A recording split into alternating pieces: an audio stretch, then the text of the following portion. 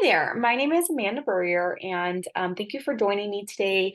I'm going to be giving a presentation related to initiatives and referendums in the state of Arizona for my POS 500 class at Grand Canyon University. We're going to start off by talking about initiatives.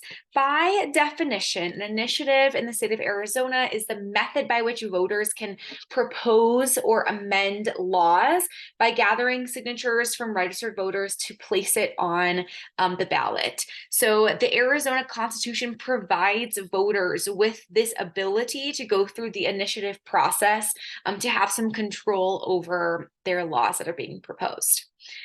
In order for an initiative to be filed, it must be filed with the Arizona Secretary of State office 4 months prior to the next general election.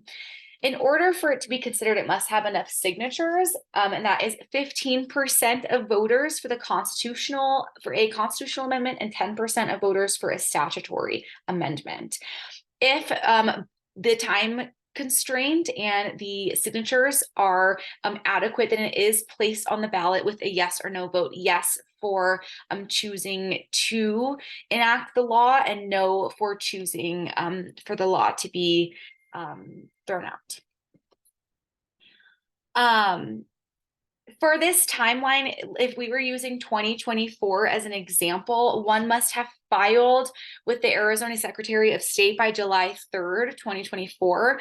For a constitutional amendment, it would have required 383,923 signatures. For a statutory amendment, it would have required 255,949 signatures. So the initiatives in Arizona, they have some pros and cons. Of course, a pro is that when voters are proposing initiatives, they're enacting their constitutional right by having some say in their laws. And similarly, it provides the general public with the power to take action on things that maybe the lawmakers aren't currently considering that is important to the general people. It's also rather attainable to get on the ballot.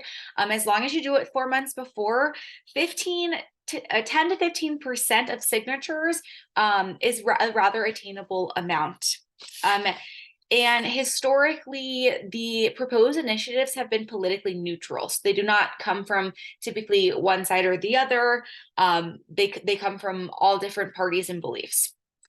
A con of initiatives in Arizona is that there tends to be a low success rate. So from petition to passes, so from when it's petitioned and gathered signatures to being on the ballot and having a yes vote, the success rate is only about 8%. And so this is a rather time-consuming process to go through that has only really worked 8% of the time.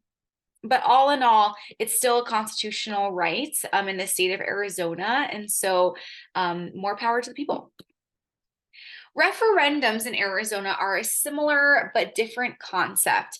A referendum is the method by which voters may veto a law, act, item, section, part of the legislator. Again, by gathering signatures from registered voters to place the issue on the ballot.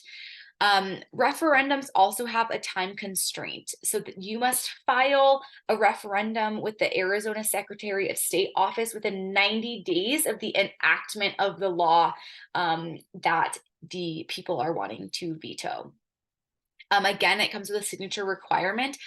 Most recently, this was a minimum of 127,975 voters. And then it's placed on the ballot if it has enough signatures and was submitted within 90 days, again, with a yes or no vote, yes to put it into effect, and no to veto or prevent the law from going into place. There are pros and cons for referendums as well. The pros are, again, it's keeping the focus on the priorities of the people. They're choosing to input a referendum because they do not agree with the law that's being proposed. And so the priorities of the Arizona people are being utilized, and it also provides political support for difficult decisions. The main con that I was able to find is that it can create some political division. It's kind of like a lot of back and forth, from lawmakers proposing laws to the Arizona people saying, we want to veto that, we don't want it. And it can create some frustration or division. Both of these, like I said, are different to their core, but definitely have similarities.